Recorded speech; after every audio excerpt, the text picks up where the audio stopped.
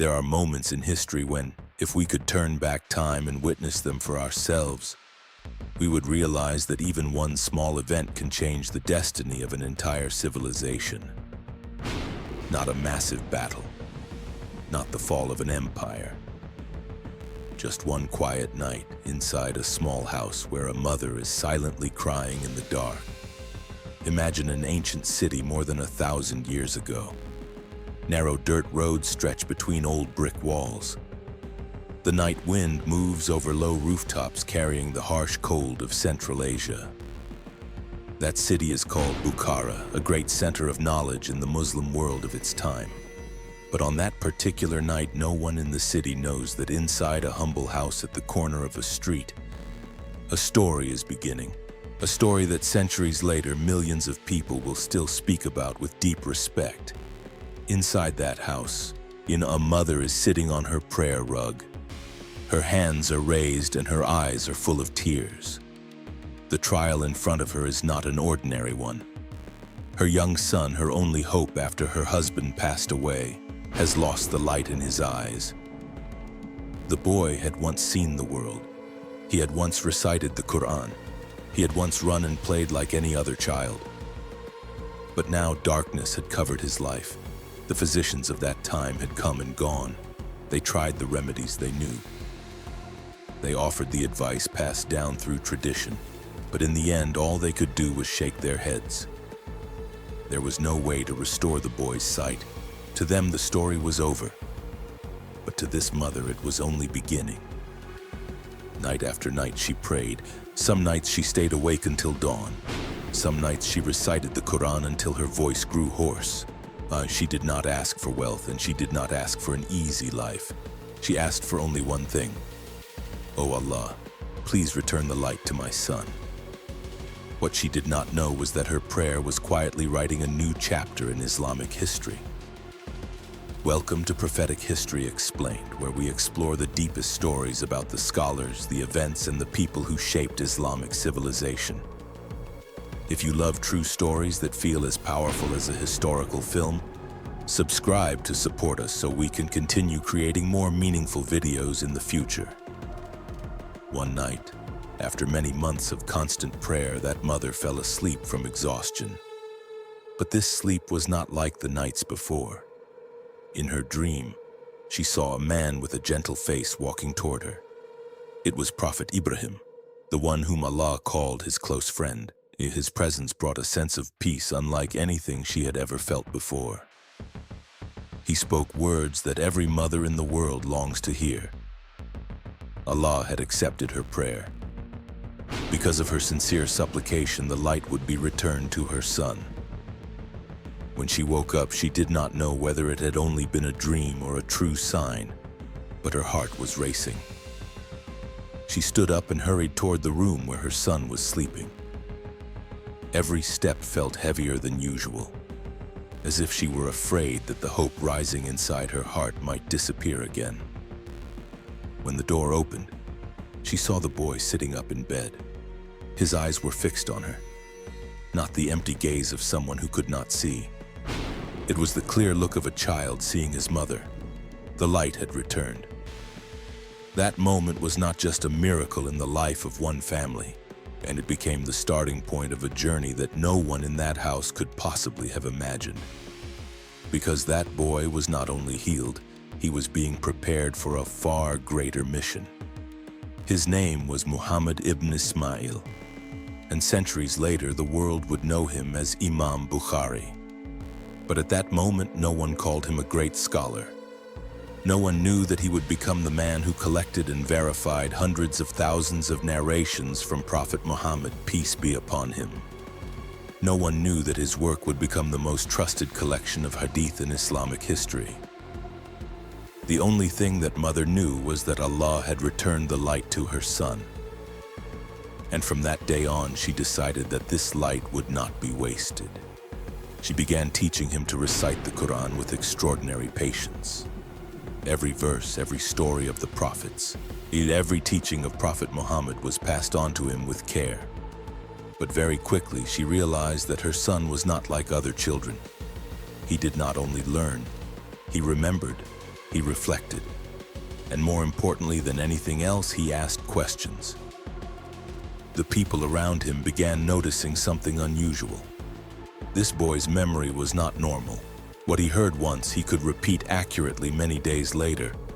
The narrations of the Prophet that he heard from scholars, he could recall almost word for word.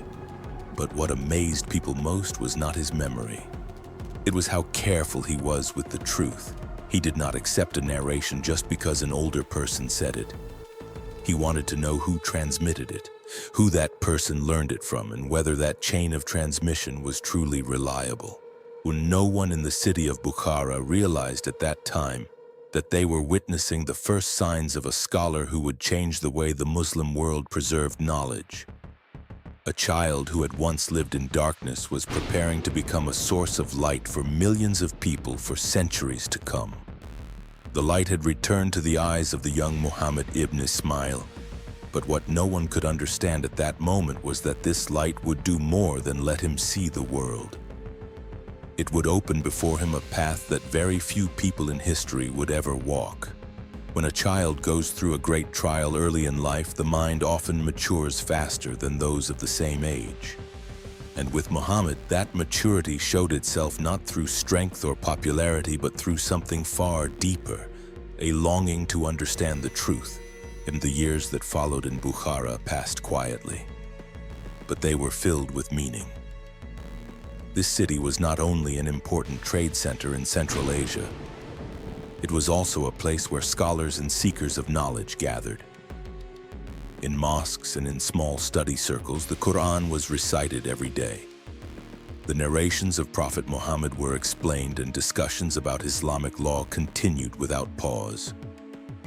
In that environment, Muhammad grew up like a child being nourished by knowledge itself. From a very young age, he began memorizing the Quran at a pace that surprised many people. But what stood out was not only his ability to memorize, it was the way he approached knowledge. Many students in that time simply repeated whatever they heard from their teachers, but Muhammad was different. When he heard a hadith being narrated, he did not only pay attention to the content, he observed how it was told, who was narrating it, and how many people had passed it along before it reached him. There were study sessions where elderly scholars taught in front of dozens of students. The attendees usually sat in silence, listening with respect. But in the mind of young Muhammad, every word was being carefully examined. He began to understand that a hadith was not just a statement. It was a long chain of people who had passed that statement down through generations. If even one link in that chain was unreliable, the entire narration could become doubtful. By the time Muhammad was around 10 years old, many people had already noticed that his memory was unlike that of any other child in the city. He could listen to a long lesson and then repeat it almost exactly, line for line. Scholars began testing him by reciting long hadiths and then asking him to repeat them later. What astonished them was not only that he remembered the content accurately, but that he also remembered the names in the chain of transmission with striking clarity. But the event that spread his reputation throughout Bukhara happened when he was only 11 years old. During a hadith lesson, a well-known scholar was explaining a narration of Prophet Muhammad. He mentioned the chain of transmission and ended by attributing the narration to one of the Prophet's companions. The people sitting around him all nodded in agreement. No one thought there was anything to question. Among the crowd of students, Muhammad sat quietly listening, but in his mind, one small detail troubled him, and he remembered that the person mentioned in that chain had never actually met Prophet Muhammad. That meant the hadith could not have been transmitted directly the way the scholar had just described. After thinking for a moment, he raised his hand respectfully. His voice was not loud, but it was clear. He said there may have been a mistake in the chain of transmission because the person being mentioned had not lived in the same time as the Prophet. At first, the scholar thought the boy had made an error. But when he checked the written sources again, he discovered that the boy was right. That moment left many people in the room silent. not because they were offended, but because they realized that this child could see details that many adults overlooked. News of what happened quickly spread throughout the city. Scholars began talking about a young student with an extraordinary memory and a rare level of precision. But what was remarkable was that Muhammad did not act proud about it. He did not argue just to prove that he was right. When people asked him about what happened, he simply said that he wanted to make sure the words of Prophet Muhammad were transmitted accurately. For him, correcting a mistake was not about showing that he was smarter than others. It was about protecting the truth. That attitude was what made many scholars start paying close attention to him. They realized that true knowledge is not found in memory alone. It is found in honesty toward that knowledge. A person may remember thousands of reports, but if they do not care about their accuracy, that memory has little real value. In the years that followed, Muhammad continued studying with an intensity that was rare. He spent long hours in lessons, memorizing and comparing different narrations. Gradually, he understood that preserving Hadith was not simply a matter of writing things down. It required investigation, patience, and sometimes even the courage to question what others accepted without thinking. The people around him began to realize that this boy was not just studying Hadith. He was building in his own mind a method for distinguishing between what was reliable and what needed to be re-examined. The seeds of a strict science of Hadith verification were slowly forming in his thinking. At that time, Bukhara saw only a hard-working student with an extraordinary memory. But history would later look back at those years in a very different way, and they were the years in which one of the most careful minds in Islamic history was being formed. And from that carefulness, a journey would begin, a journey that would carry Muhammad ibn Ismail far beyond his hometown in search of the truth in every narration of Prophet Muhammad. There comes a point in every person's life when the road ahead suddenly becomes clear. Not because someone points it out, not because of fame or personal gain, but because deep in the heart, a person realizes that a mission is waiting to be fulfilled. For Muhammad ibn Ismail, that moment came while he was still very young, during a pilgrimage that began as a religious duty but eventually became the turning point of his entire life. When he reached the age of 16, Muhammad traveled with his family to Mecca to perform Hajj, and it was a long and difficult journey in the 3rd century after Hijrah. Caravans had to cross harsh deserts, facing intense heat during the day and bitter cold at night. But for those who sought knowledge, that road was not only a journey of the body, it was also a journey of the soul. When Muhammad first looked upon the Kaaba, the sacred center of the Muslim world, he did not only feel the majesty of the place, he felt something deeper.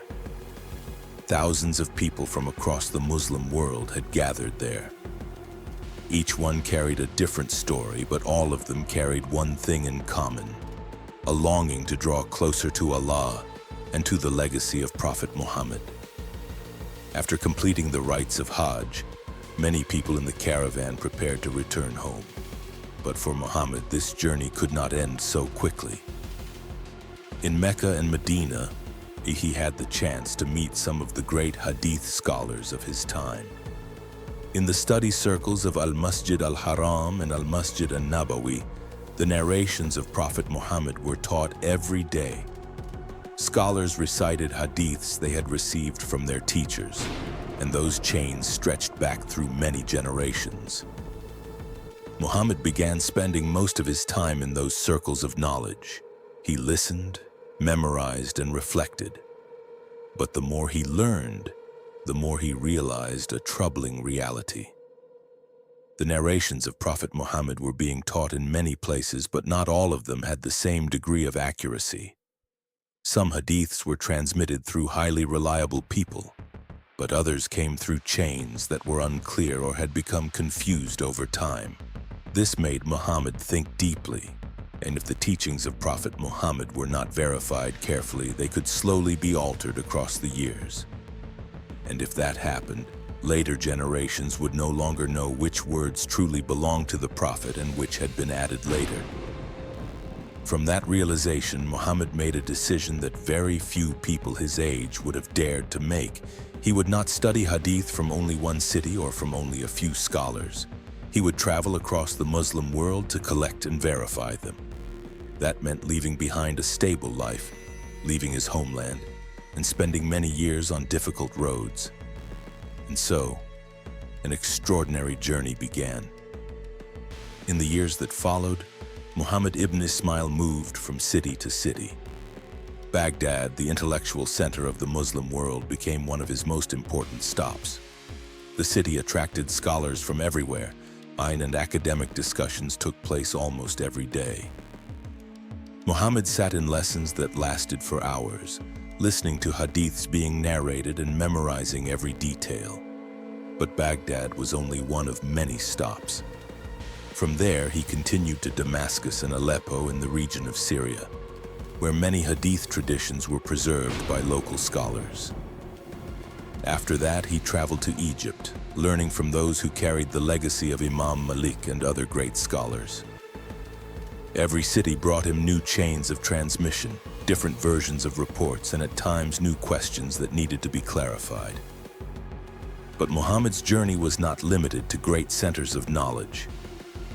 He was willing to travel to small towns and distant villages if he heard that an elderly scholar there possessed rare hadiths, and some trips lasted for many weeks just to meet one single narrator. To many people, that might have seemed far too exhausting, but to Muhammad, every hadith could be an important piece in preserving the legacy of the Prophet.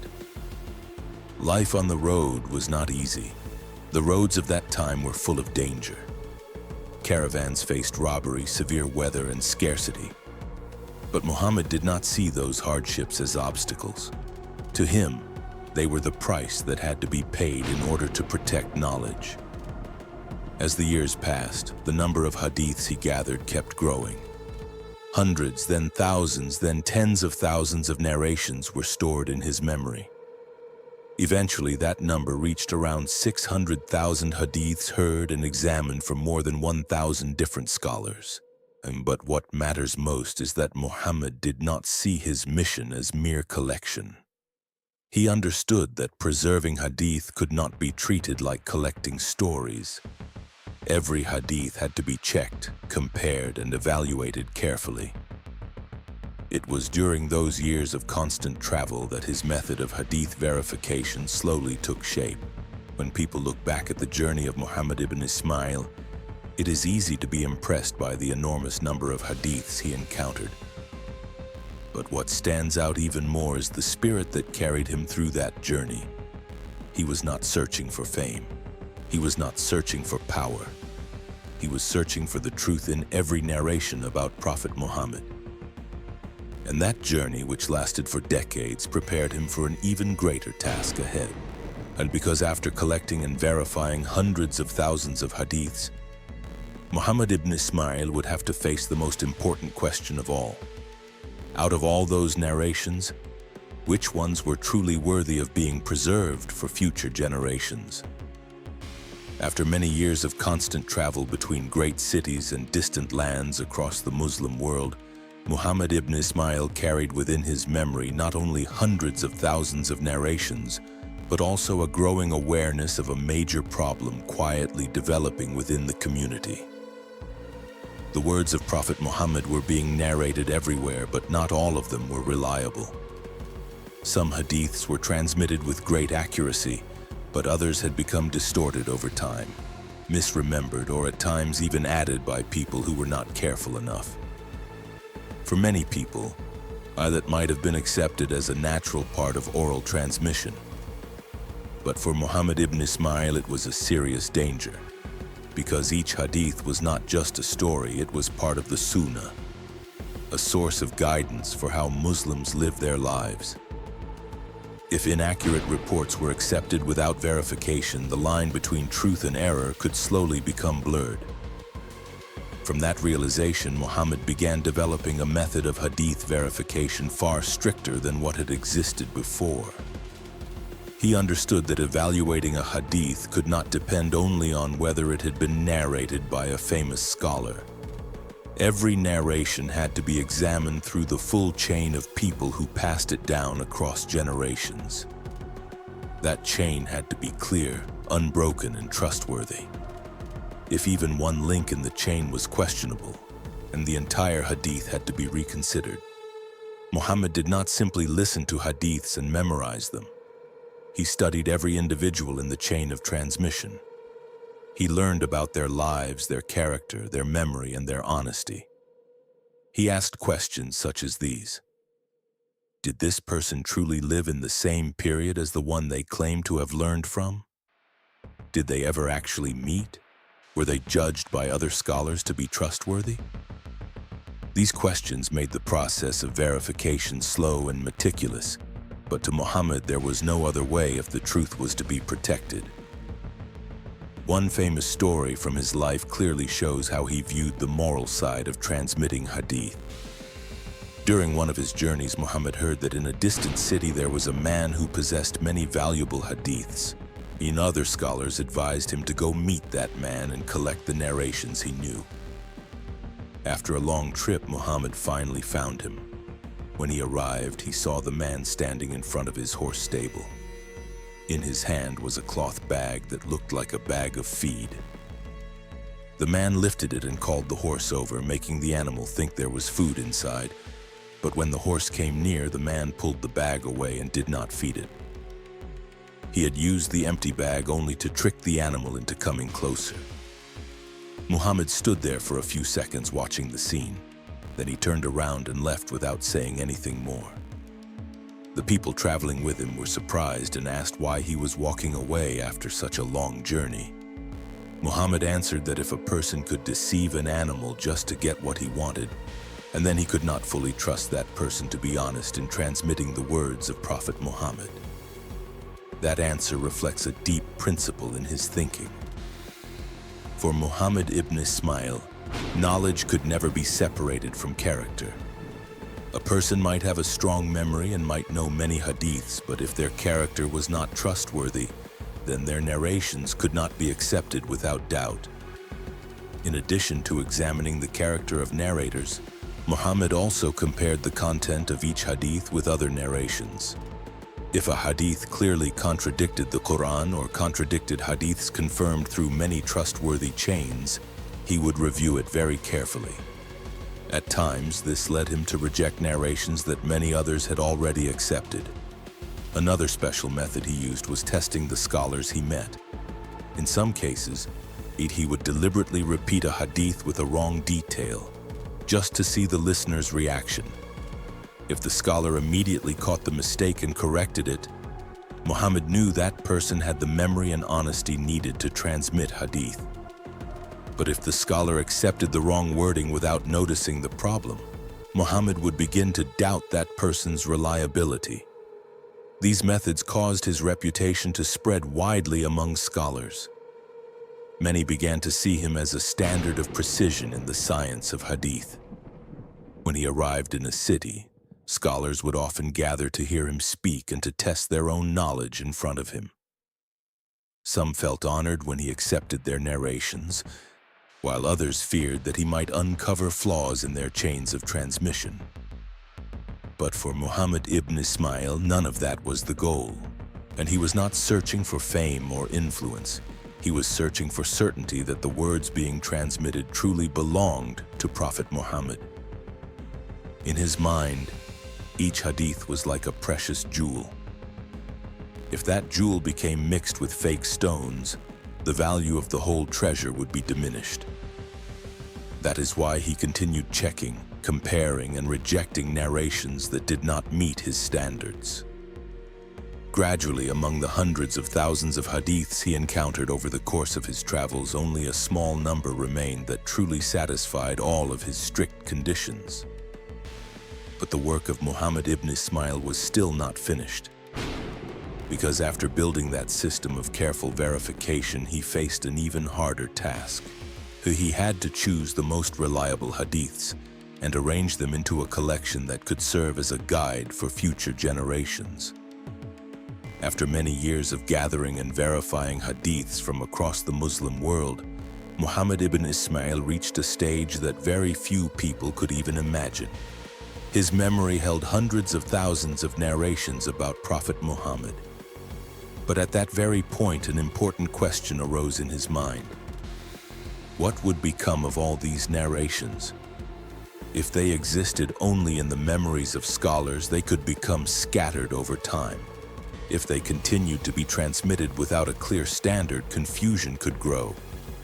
What the Muslim community needed was not only people who remembered hadith. It needed a carefully verified collection, a place where the most reliable narrations would be preserved for future generations. According to many scholars, while staying in Mecca, Muhammad ibn Ismail saw a remarkable dream. In that dream, he was standing in front of Prophet Muhammad and using a fan to drive away flies that were circling around him. When he woke up, he spent a long time reflecting on the meaning of that image. In the end, he understood that his task was not only to collect hadiths. He needed to protect them from weak and inaccurate narrations, just as someone drives flies away to keep the space around the Prophet clean. From that realization, Muhammad ibn Ismail began the work that would later be seen as one of the most important scholarly achievements in Islamic history. He decided that from the vast treasure of hadiths he had collected, he would preserve only those narrations whose chains were the strongest and whose content fully matched the principles of the Quran and the Sunnah. But this process was not as simple as choosing the most famous hadiths. Muhammad set standards for himself so strict that even other scholars of his time were amazed. Every hadith had to have an unbroken chain of transmission with no missing links between generations. Every person in that chain had to be known for strong memory and honest character. More than that, he also examined whether the narrators had actually met each other in real life. If two people in a chain lived in the same era, but there was no evidence they had ever met, he could still reject that hadith. Beyond examining the chain of transmission, Muhammad ibn Ismail also analyzed the content of each hadith. And if a narration clearly conflicted with the Quran or with stronger hadiths, he would not include it in his collection. He wanted to make sure that every hadith he preserved was not only reliable in transmission, but also consistent with the overall spirit of Islamic teaching. One special part of his method is remembered by later scholars with deep respect. Before writing a hadith into his book, Muhammad would often make wudu and pray 2 rak'ahs. Only after that would he review the hadith one more time before writing it down. To him, recording the words of Prophet Muhammad was not merely an academic task. It was an act of worship, one that required concentration and reverence. The process of selecting and organizing hadiths lasted for many years. Muhammad wrote each hadith on separate pages and then reviewed it over and over before deciding whether to keep it or reject it. He arranged the hadiths by subject so that readers could understand how to apply the teachings of the Prophet in many areas of life, from faith, prayer and pilgrimage to social issues, economic matters, and law. Finally, after years of non-stop work, a complete collection of hadith was formed. That book became known as Sahih al-Bukhari. Out of the roughly 600,000 hadiths Muhammad had heard and studied, he selected only a little more than 7,000 for his collection, including repeated narrations that appeared in different chapters.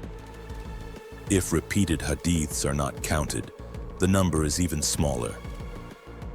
This level of strict selection is what made Sahih al-Bukhari the most trusted hadith collection in Islamic history. Even scholars from many different regions studied and re-examined the work of Muhammad ibn Ismail. Over time, they realized that his method had established a new standard for the science of hadith. The criteria he set became a foundation for many later scholars when they evaluated narrations. Even so, the life of Muhammad ibn Ismail did not end in complete peace. In his later years, he faced scholarly disputes and political pressure in his homeland. Misunderstandings and conflicts eventually forced him to leave Bukhara, the city where he had been born and raised. He moved to live near Samarkand, where he continued teaching and passing on knowledge to his students. Even after being forced away from his homeland, he never abandoned his principles. He continued insisting that knowledge must be joined with honesty, and he refused to lower his standards just to satisfy people in power. To him, the truth always had to remain above every pressure. Muhammad ibn Ismail passed away at the age of 62, but his death did not mark the end of the work he had begun. In fact, it opened a new chapter in the history of Islamic knowledge.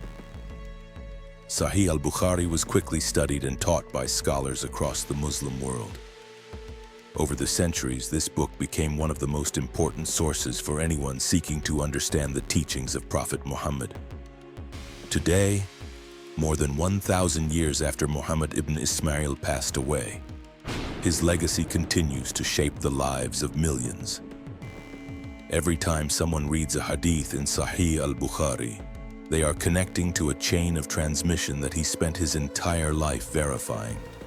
It is not just a book, it is the result of a long journey, of perseverance, of honesty, and of a powerful belief that true knowledge must be protected for future generations. From the story of Imam Bukhari, there is a deep lesson that each of us can take. Knowledge is not only about learning a great deal, it is about learning with honesty and responsibility. In our time, when information spreads faster than ever, we often accept what we hear without verifying it. But the life of Imam Bukhari reminds us that truth must be pursued with patience, caution, and reverence. If one human being could spend his entire life protecting the accuracy of every single statement, then we too can learn to be more careful with what we hear, what we say, and what we share. Another lesson from his life is the value of perseverance. Great achievements rarely appear overnight. They are built across many years of effort, through long journeys, through trials, and through lonely moments. Imam Bukhari did not seek fame, but his dedication is exactly what made his name live forever in history. That reminds us that if a goal is truly meaningful, then it is worthy of patience and sacrifice. If this story made you reflect more deeply on the value of knowledge, the legacy of Muslim scholars, and the lessons history offers to modern life, we would be honored to have you become part of the Prophetic History Explained community. This is a place where we explore profound stories about the prophets, the companions, and the scholars who protected and passed down the knowledge of Islam across the centuries. These stories do not belong only to the past. They also carry lessons that can help us live better in the present. And if you want to keep exploring powerful and inspiring stories like this one, join the Prophetic History Explained community and do not forget to subscribe to the channel. Your support is the motivation that helps us continue researching, retelling, and sharing more valuable stories in the videos ahead.